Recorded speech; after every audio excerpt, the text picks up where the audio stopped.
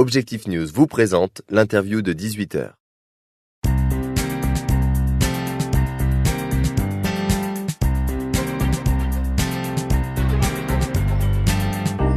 Bonjour, merci de nous rejoindre sur objectifnews.tv. Objectif News est présent aujourd'hui sur le forum débat organisé par Harmonie Mutuelle sur le thème Midi-Pyrénées, terre de performance économique et de lien social. Dans ce contexte, nous recevons Jean-François Chantarot. Bonjour. Bonjour. Vous êtes directeur général de l'ODIS, qui est l'Observatoire du dialogue et de l'intelligence sociale. L'ODIS qui publie chaque année un état social de la France et de ses régions. Quel est le diagnostic posé cette année ?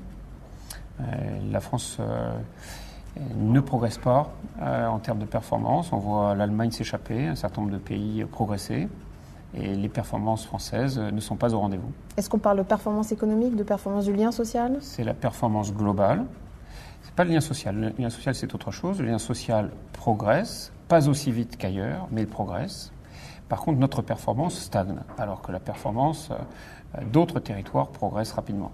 Pour vous, il y a un lien direct entre performance économique et lien social ? Oui, dans tous les modèles et toutes les études que nous publions chaque année, nous constatons une corrélation étroite entre le niveau de lien social et le niveau de performance. Quand on dit lien social, c'est quoi ? C'est la capacité à être ensemble.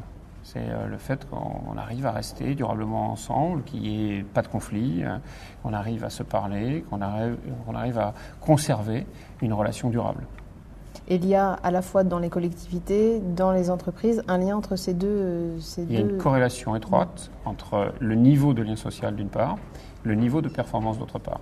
C'est-à-dire que là où vous avez l'un, vous avez l'autre, et là où vous n'avez pas l'autre, vous n'avez pas l'un.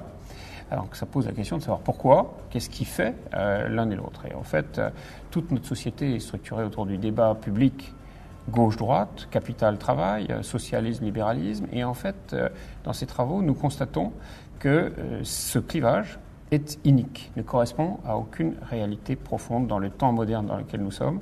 C'est-à-dire que vous aurez soit à la fois du lien social et de la performance, soit ni du lien social ni de la performance. Donc vouloir donner la priorité à l'un ou à l'autre, c'est se condamner à n'avoir ni l'un ni l'autre. Ce qu'il faut faire, c'est comprendre les racines de ce qui produit ou détruit l'un et l'autre. Et quand nous cherchons de façon approfondie en analysant les territoires français, les territoires européens, les territoires mondiaux, nous constatons que la racine profonde, c'est la façon dont on arrive à mutualiser l'information. C'est-à-dire concrètement que si l'on se parle, si je vous écoute et que vous m'écoutez, alors on va pouvoir approfondir notre diagnostic, mieux comprendre la situation, mieux chercher les idées et mieux trouver comment focaliser nos énergies sur des projets qui sont les plus pertinents. Est-ce qu'il y a une raison historique qui pourrait expliquer qu'aujourd'hui, la mutualisation de l'information et le lien social est défaillant ? Dans la société française, bien sûr, il y a un lien historique qui est très ennuyeux parce qu'il est très historique, c'est-à-dire qu'il remonte à plus de 1000 ans. Il remonte au sacre du roi, des rois, qui ont commencé avec le sacre de Pépin le Bref, c'est le père de Charlemagne. Et dans notre société française, on a cette spécificité. Le roi est sacré. Et qu'est-ce qui se passe quand un roi est sacré ? Vous ne pouvez plus lui dire « Dis donc, monsieur le roi, tu t'es trompé. » C'est pas possible. On a affaire à une culture dogmatique, toujours là aujourd'hui, bien sûr. Y compris on a affaire à une culture dogmatique. On n'arrive pas à se remettre en question. Tout remonte toujours dans la société française à l'État centralisé. C'est toujours les Jacobins. C'est pas pour rien qu'ils ont gagné en 1789. C'est qu'ils avaient 1000 ans d'avance sur les Girondins. C'est pour ça que tous les diplômes en France sont donnés par l'État. Un diplôme qui serait donné par une école non reconnue par l'État est un diplôme qui n'existe pas. Aller aux États-Unis, Harvard, le MIT à Boston ne sont pas des écoles d'État. Aller en Angleterre, Oxford ou Cambridge ne sont pas des écoles d'État. Il y a aujourd'hui une grande dépendance par rapport à toutes les grandes entreprises, cette sacralisation la du pouvoir. La plupart des grandes entreprises françaises sont passées par le système public à un moment donné, si elles n'y sont pas encore. Et en quoi c'est un problème ? C'est un problème parce que ça veut dire qu'on attend tout de l'État. On pense que ce n'est pas notre responsabilité personnelle que de construire une société qui marche. Or, ce qui fait société, c'est l'adjonction des énergies des uns et des autres. Donc pour vous, aujourd'hui, ce n'est pas François Hollande ou le MEDEF qui va créer des emplois ? Aucune chance. C'est un leurre complet. Et ce pacte de responsabilité, est-ce que ça... Aucune chance. Un pacte de responsabilité. D'abord, vous ne pouvez pas dire je vois tous les acteurs, mais il y en a un qui est responsable. Mais d'où ça sort ? Un pacte de responsabilité, c'est la responsabilité de chaque acteur, avec ses moyens, avec son statut, avec sa fonction. Mais quel est le rôle des partenaires sociaux ? Bien sûr le MEDEF, mais les autres, les syndicats de salariés. Leur rôle pour construire des emplois, où est-il ? Quand vous avez, par exemple, tout à l'heure à Paris, j'étais bloqué par une manifestation, des gens qui manifestaient contre la libéralisation des taxis. Donc ça veut dire que ces gens qui défendent les salariés d'aujourd'hui, pas les personnes qui pourraient être salariées en travaillant dans un taxi. Donc quel est le rôle des syndicats ? Je ne dis pas ce que c'est, je dis qu'il faut le comprendre. Quel est le rôle des salariés de l'entreprise ? Quelle est leur responsabilité ? Je ne dis pas ce que c'est, il faut le définir aussi.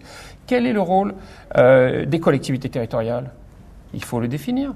Quel est le rôle du gouvernement ? Il faut le définir. Quel est le rôle du chef d'État ? Aussi, il faut le définir. Mais il ne faut pas dire, je pointe du doigt un acteur et c'est à lui de créer les emplois. Si on veut créer des emplois, c'est le travail de chacun, c'est la remise en question de chacun, chaque jour, dans son propre travail, qui va permettre d'inventer des nouvelles façons de produire des nouveaux produits et d'aller les vendre à des nouveaux clients.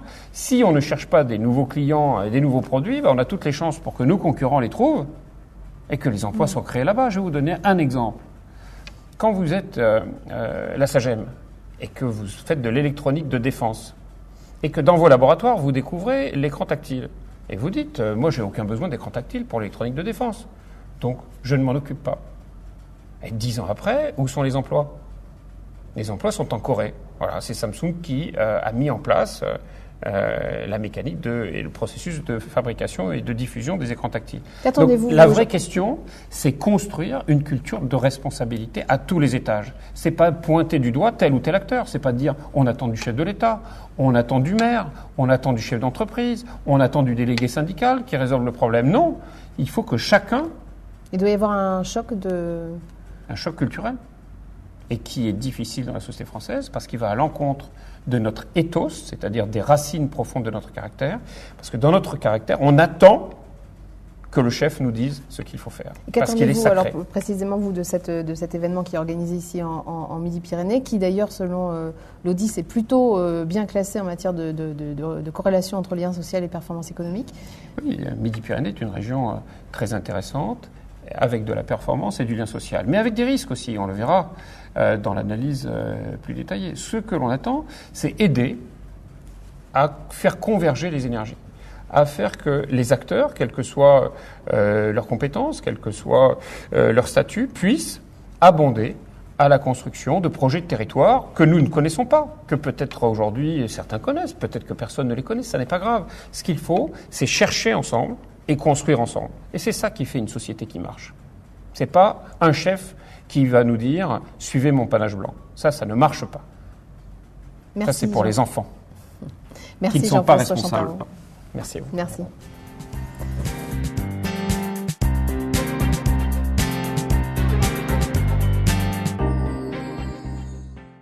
Objectif News vous a présenté l'interview de 18h.